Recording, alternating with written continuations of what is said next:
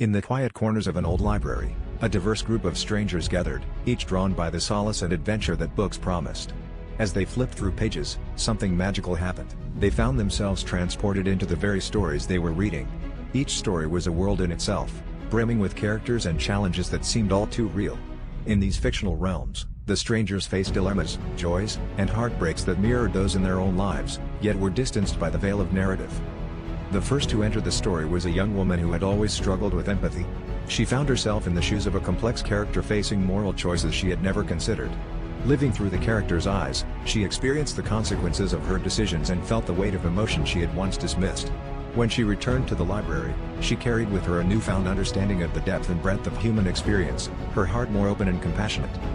Next, an older gentleman, who had always seen the world in black and white, was drawn into a tale of intrigue and moral ambiguity. As he navigated the twists and turns of the plot, he learned to appreciate the nuances and shades of gray in the characters' motives and actions. This journey taught him that life was not always about clear rights and wrongs but about understanding context and perspective. He emerged from the story with a more flexible mindset and an appreciation for the complexity of the human condition.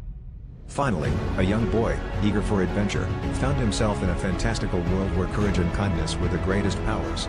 In this realm, he faced fears and challenges that tested his resolve and character.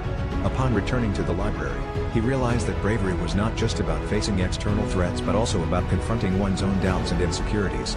Each of these strangers left the library changed, their souls enriched by the stories they inhabited, carrying with them wisdom and empathy that would guide them in their own lives.